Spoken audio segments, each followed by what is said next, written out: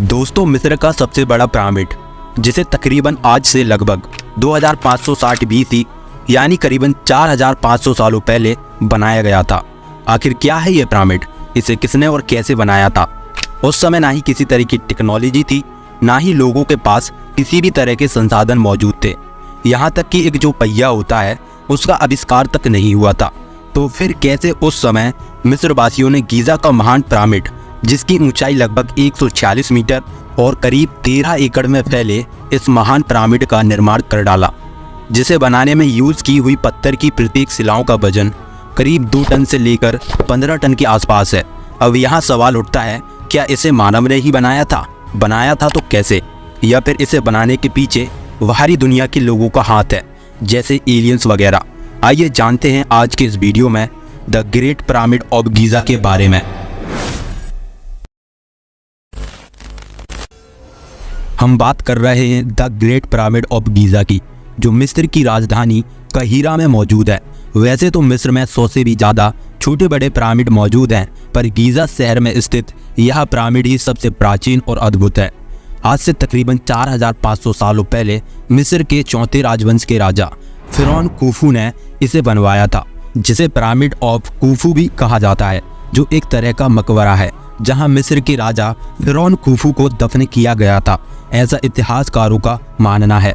इसके बगल में इससे छोटा एक और पिरामिड है, जिसे खूफू के बेटे खाफरी ने बनवाया था, जिसे पिरामिड ऑफ खाफरी कहा जाता है। इसके बगल में एक और तीसरा छोटा पिरामिड मौजूद है, जिसे खाफरी के बेटे मेनकौर ने बनवाया था, जिसको पिरामिड ऑफ मेनकौर बोला जाता है। अब बात आती है कि उस समय कैसे इतने बड़े पिरामिड नुमा आर्किटेक्चर को बनाया गया होगा, क्योंकि उस समय ना ही किसी भी तरह की टेक्नोलॉजी थी, ना ही इतने एडवांस संसाधन मौजूद थे। मेनली इतने बड़े महान पिरामिड को बनाने के लिए विशेष 3 तरह के पत्थरों, जैसे 55 लाख टन चूना पत्थर, 8000 टन ग्रेनाइट के पत्थर और करीब 5 लाख टन मोटार के पत्थरों का प्रयोग किया गया, जिसमें प्रत्येक पत्थर का वजन 2 टन से लेकर 15 टन के आसपास है, जिनको एक के ऊपर एक रखकर इस अद्भुत आर्किटेक्चर का निर्माण किया गया। इन पत्थरों को ज़्यादातर आसपास के एरियाज करीब 800 किलोमीटर की दूरी से लाया गया था। हाँ, हमने मान लिया कि पिरामिड बनाने के लिए इन पत्थरों का यूज़ किया गया था, बट अब यहाँ सवाल उठता है कि उस समय कैसे इन भारी भरकम पत्थरों को एक समान शेप में काटा गया होगा।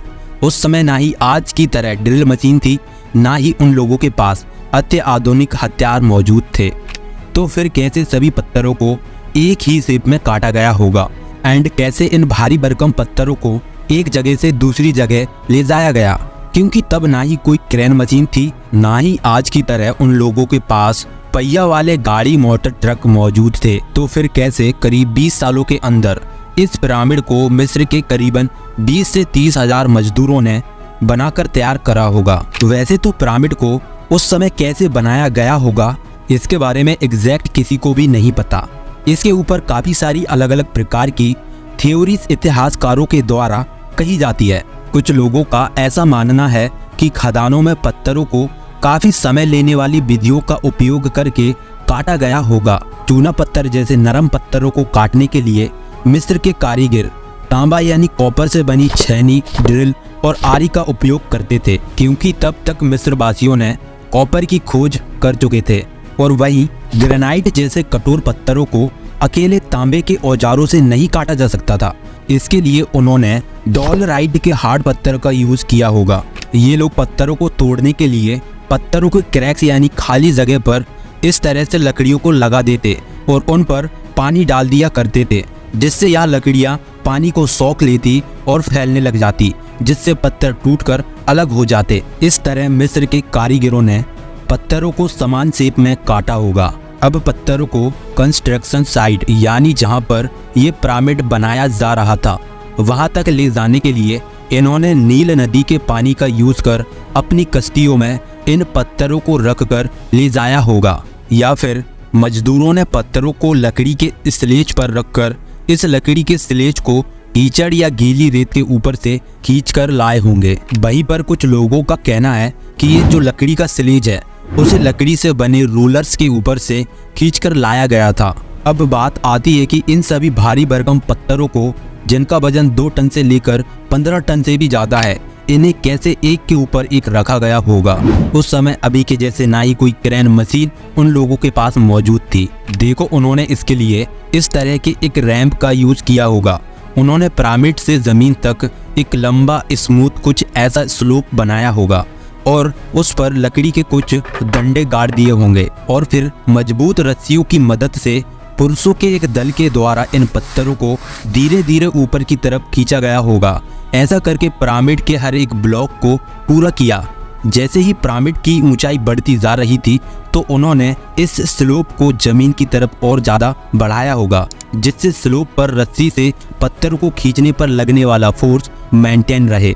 और ऐसा करते हुए उन्होंने पिरामिड के हर एक ब्लॉक पर पत्थरों को जमाया होगा। वही कुछ वैज्ञानिकों के द्वारा कहा जाता है कि पिरामिड की बाहरी परत को उस समय पॉलिश्ड लाइमस्टोन से कवर किया गया था और जो पिरामिड का टॉप है, जो अभी के समय में खाली पड़ा हुआ है, उस पर कभी सोने के कैप स्टोन को रखा गया था। काफी लंबे समय बीत जाने के कारण इस बीच सोने के कैप स्टोन को किसी ने चुरा लिया है और ऐसे मिस्र के हाईली स्किल्ड कारीगरों ने ऐतिहासिक पिरामिड को बना डाला, जो कि 4500 सालों से अभी तक टिका हुआ है।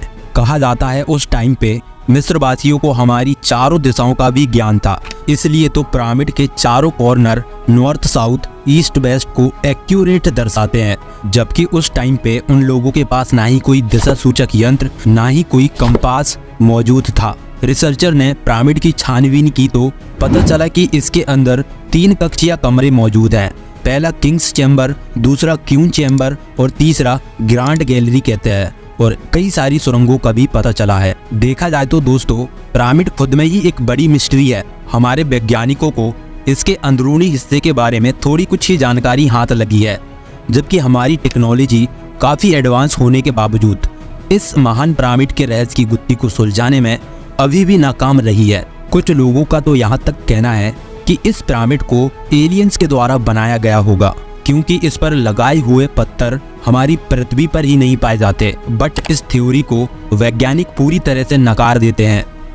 वेल दोस्तों, आज आपका और हमारा साथ बस यहीं तक। आज की इस छोटी सी वीडियो में हमने जाना कि गीज़ा का द ग्रेट पिरामिड को आज से करीबन 4500 सालों पहले कैसे बनाया गया होगा। वीडियो आपको अच्छी लगी हो तो वीडियो को दिल से एक लाइक कर देना एंड और भी ऐसी वीडियोस देखते रहने के लिए हमारे चैनल को सब्सक्राइब अवश्य कर लें। वीडियो देखने के लिए आप सभी का बहुत बहुत धन्यवाद। मिलते हैं ऐसी ही एक और नई वीडियो के साथ।